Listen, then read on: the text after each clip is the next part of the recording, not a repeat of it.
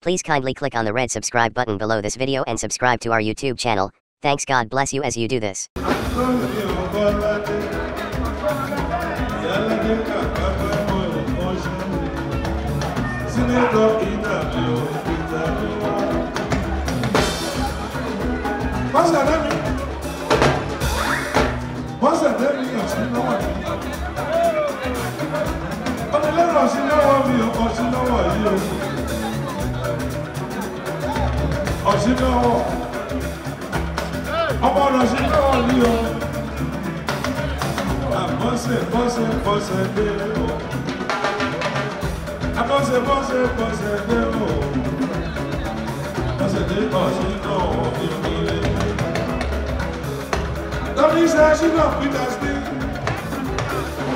Another week at the age of 60.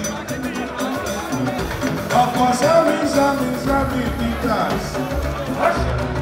Ọkọ̀ Sammy Peters. Àwọn tó ìkọ́ lánàá ẹwọ bọ́ọ̀sẹ̀ sínú wọn.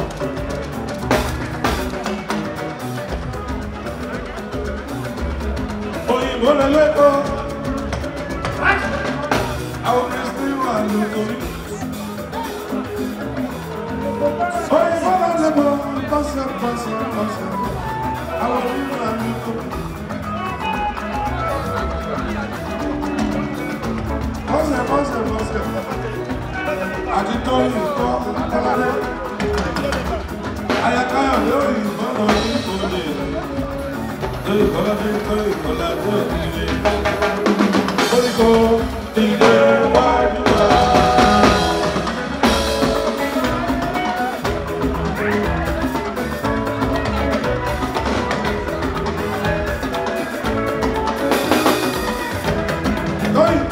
Oríkó ìdè wájú wá.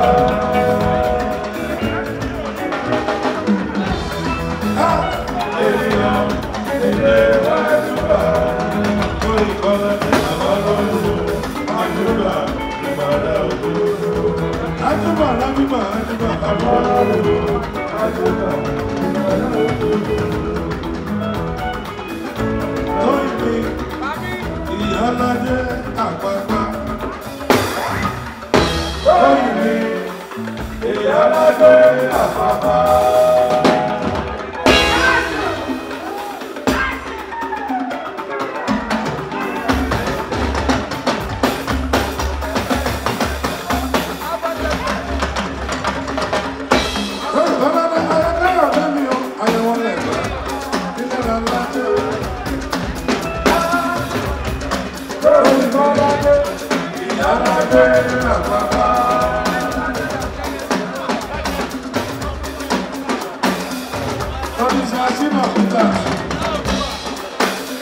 Ìyá Oòduà,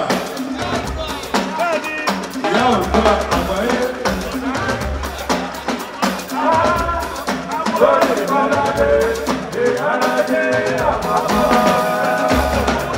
Ìyá Oòduà, àwọn ọba òkú sì ní o.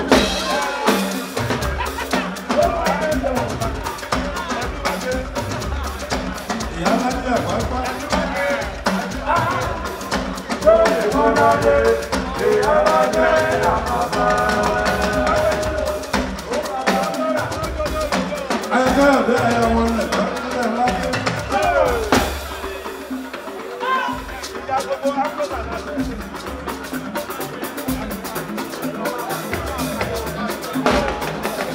Organización of Vidas, no Sammy Peters.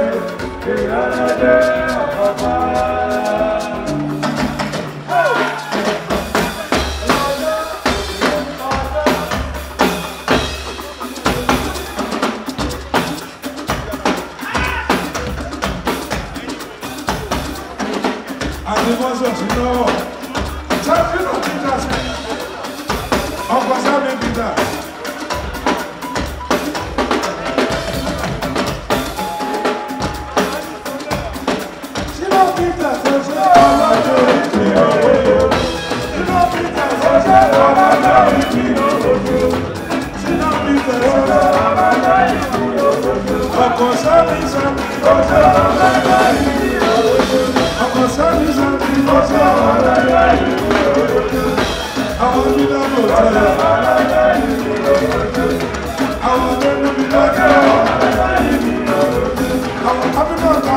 Thank you so much for watching our videos, and importantly, you need to subscribe because we drop videos almost every day. You have to subscribe. There's a circle here written Gua TV. Click on it, you see a subscribe button. Click on the subscribe button. That's so that if you have a big show coming up, any event, you can call us.